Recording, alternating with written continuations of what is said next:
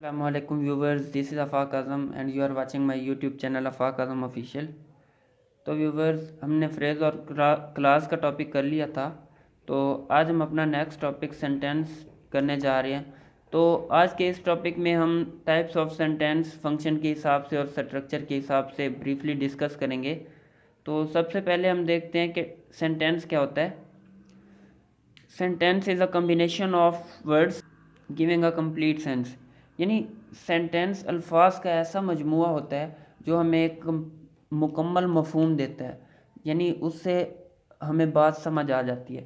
यानी उस सेंटेंस में हमारे पास सब्जेक्ट भी होता है और वर्ब भी दिया जाता है।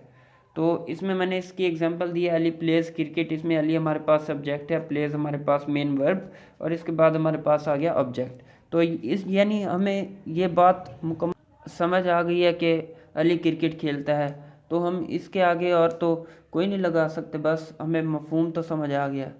तो अब हम देखते हैं फंक्शन के हिसाब से टेंस की सेंटेंस की कितनी टाइप्स हैं। तो फंक्शन के हिसाब से इसकी 4 अक़साम हैं: डिक्लेरेटिव, इंटरोगेटिव, इम्पेरेटिव और फोर्थ है एक्सक्लेमेटरी। तो इसमें सबसे पहले हम देखते हैं declarative. A sentence that makes a statement और असर्शन। यानी डिक्लेरेटिव सेंटेंस वो सेंटेंस होता है जिससे हमें मुकम्मल मैनी और मफहूम समझ आ जाता है। आप ऐसे कह लें, यानी ये हमें एक मुकम्मल वजाहत देता है कि हमें बात पूरी तरह समझ आ जाती है। तो मैंने इसकी एग्जांपल लिखी है कि ही सेट ऑन द वॉल, कि वो दीवार पर बैठा हुआ है। तो इसमें मैंने इसकी एक दूसरी एग्जांपल दी है, ही हैड गॉन टू बाज़ार, वो बाज़ार जा चुका था। तो इसमें हमें बात इसका मफहूम समझ आ रहा है, बिल्कुल क्लियर है, तो इसीलिए हम इसे डिक्लेरेटिव सेंटेंस कहते हैं। तो दूसरा हमारे पास है इंटरोगेटिव सेंटेंस। तो इंटरोगेटिव सेंटेंस में सवाल तो पूछा जाता है, लेकिन इसमें हम ये भी कह सकते हैं कि जो बात करने वाला है उसे किसी चीज़ का तजस्सुस होता है, कि वो बात जानना चाहता होता है जो उसे पता नहीं होती। फॉर एग्ज़ाम्पल मैंने इधर एक एग्ज़ाम्पल दी है, what do you go, where do you go, कि आप कहाँ जा रहे हैं, और वेयर आर यू डूइंग, कि आप क्या कर रहे हैं। अब उसे पता तो नहीं है क्या कर रहे हैं, यानी उसे तजस्सुस है कि वो ये बात जानना चाहता है, तो इसीलिए हम इसे कहते हैं इंटरोगेटिव सेंटेंस। इसके बाद फंक्शन के हिसाब से हमारे पास इसकी थर्ड टाइप है इम्पेरेटिव सेंटेंस। तो इम्पेरेटिव सेंटेंस में किसी चीज़ का हुक्म या किसी चीज़ की दरख्वास्त की जाती है। तो इसमें मैंने इसकी एग्जांपल दी है, do it please do it, यानी ये करो बराए मेहरबानी, ये काम करो। तो इसमें रिक्वेस्ट कर रहा है, ओपन द डोर प्लीज़, इसमें भी रिक्वेस्ट ही कर रहा है। तो इसकी ये इम्पेरेटिव सेंटेंस कहलाता है। तो इसमें एक्सक्लेमेटरी सेंटेंस है इसकी फोर्थ और लास्ट टाइप फंक्शन के लिहाज से। A sentence that expresses the feelings, यानी ये ऐसा सात जज्बात वगैरह को एक्सप्रेस करता है। Hurrah we have won the match, यानी वो खुशी का इजहार कर रहा है कि हम मैच जीत गए हैं। तो ये इधर साइन ऑफ एक्सक्लेमेशन आ गया हमारे पास। तो ये हमारे पास इसका एक्सक्लेमेटरी सेंटेंस हो गया। तो अब हम देखते हैं इसके स्ट्रक्चर के लिहाज से कितनी टाइप्स हैं। तो स्ट्रक्चर के लिहाज से भी इसकी 4 टाइप्स ही हैं: simple sentence, compound sentence, complex sentence और कंपाउंड एंड कम्प्लेक्स सेंटेंस। तो इसमें बार बार आपको क्लास का जिक्र मिलेगा कि क्लास क्या होती है। तो मैं इसका क्लास वाले टॉपिक का लिंक डिस्क्रिप्शन में दे दूंगा, पहले आप क्लास को पढ़ लीजिएगा, फिर आपको ये इसकी स्ट्रक्चर के लिहाज से जो टाइप्स हैं वो आसानी से समझ आ जाएंगी। तो इसकी फर्स्ट टाइप है सिंपल सेंटेंस, कि इसमें सिर्फ एक इंडिपेंडेंट क्लास होती है जो किसी और क्लास पर मुनहसर नहीं होती, इन्हसार नहीं करती, बल्कि उसी एक क्लास से ही हमें इसका मैनी ऑफ मफहूम समझ आ जाता है। I am going to school, ये हमारे पास एक ही क्लास है कि मैं स्कूल जा रहा हूँ। अली प्लेज क्रिकेट, इसमें एक ही सब्जेक्ट है और एक ही वर्ब, ये हमारे पास एक ही क्लास है। तो ये हम इसे सिंपल सेंटेंस कहते हैं। अब देखते हैं इसकी दूसरी type, compound sentence. Compound sentence में बेसिकली थोड़ा सा डिफरेंट होता है बजाय सिंपल सेंटेंस के। इसमें होती दोनों ही इंडिपेंडेंट क्लासेस हैं, जैसे कि सिंपल टेंस में एक होती थी, इसमें दो होती हैं।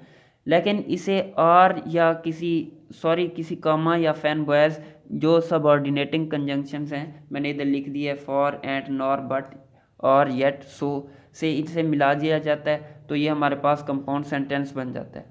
तो मैंने इधर इसकी एग्जांपल दी है, I want to lose weight, ये हमारे पास एक कंप्लीट क्लास है।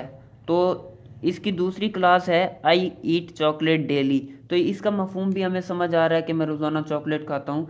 तो हमने इसे कंपाउंड बनाया है, तो इसीलिए हमने इधर कॉमा और येट लगा दिया है, फैन बॉयज में से एक लगाया येट, तो ये हमारे पास कंपाउंड सेंटेंस बन गया।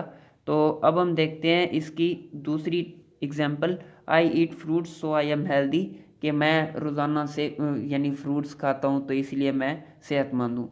तो इसमें हमने ये भी एक इंडिपेंडेंट क्लास है, और आई एम हेल्दी इसका भी हमें मफहूम समझ आ रहा है, ये भी एक अलग इंडिपेंडेंट क्लास है।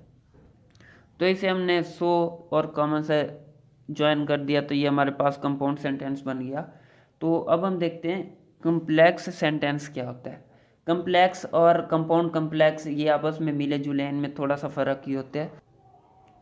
तो कंपाउंड यानी complex sentence has independent class and at least one dependent class, यानी इसमें दो इंडिपेंडेंट क्लासेस होती हैं और तकरीबन एक ही डिपेंडेंट क्लास दी जाती है हमारे पास, जो इन सब ऑर्डिनेटिंग कंजंक्शन से ही स्टार्ट होती है। सब ऑर्डिनेटिंग कंजंक्शन मैंने लिख दिए हैं, after, although, because, before, even, though, however, so that, unless, when, while, whenever, if and since.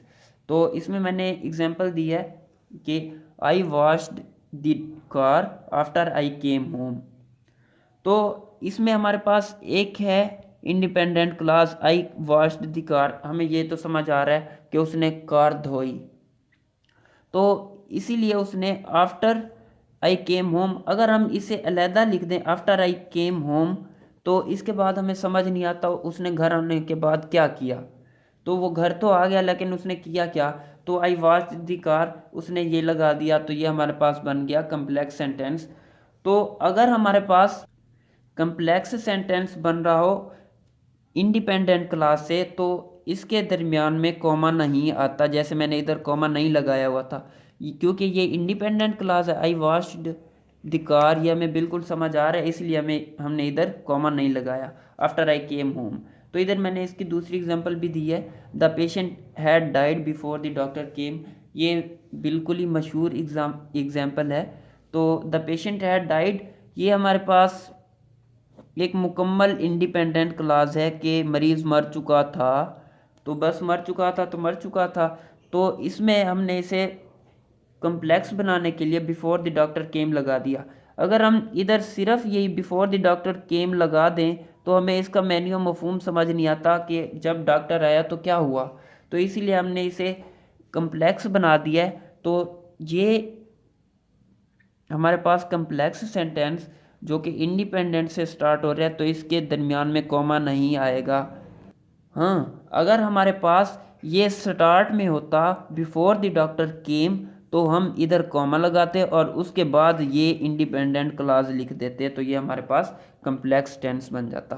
तो अब हम इसकी लास्ट टाइप देखते हैं, compound complex sentence. Complex sentence में हमें बेसिकली एक इंडिपेंडेंट क्लास दी जाती थी, तो इसमें कंपाउंड कम्प्लेक्स सेंटेंस में हमें दो इंडिपेंडेंट क्लासेस दी जाती हैं, जबकि इसमें भी हमारे पास एक डिपेंडेंट क्लास होती है। अब इसकी मैंने एग्जांपल दी है, it is dark but we shall travel though it is difficult. तो अब इसमें हमारे पास दो इंडिपेंडेंट क्लासेस कौन सी हैं और डिपेंडेंट क्लास कौन सी है। अगर आप देखें कि दो इट इज़ डिफ़िकल्ट, ये हमारे पास है डिपेंडेंट क्लास जो कि इन दो क्लासेस पे मुनहसर इन्हसार कर रही है। अगर हम अकेला लिख दे दो इट इज़ डिफ़िकल्ट, तो हमें समझ नहीं आता कि क्या चीज़ परेशान कुन है या मुश्किल है। तो इट इज़ डार्क ये हमारे पास तो बिल्कुल ठीक हो गया कि इधर अंधेरा है या यहाँ अंधेरा है। तो बट वी शैल ट्रैवल, लेकिन हम सफ़र कर सकते हैं, ये भी हमारे पास इंडिपेंडेंट क्लास ही है। लेकिन ये हमारे पास डिपेंडेंट क्लास है, तो ये बेसिकली ये कम्बिनेशन हो गया, एक ये इंडिपेंडेंट क्लास और एक ये इंडिपेंडेंट क्लास और ये डिपेंडेंट क्लास। तो ये हमारे पास दो इंडिपेंडेंट क्लासेस और एक डिपेंडेंट क्लास का सम हो गया, तो ये हमारे पास कंपाउंड कम्प्लेक्स सेंटेंस बन गया। उम्मीद करता हूँ कि आपको आज का टॉपिक समझ आ गया होगा। Thanks for watching.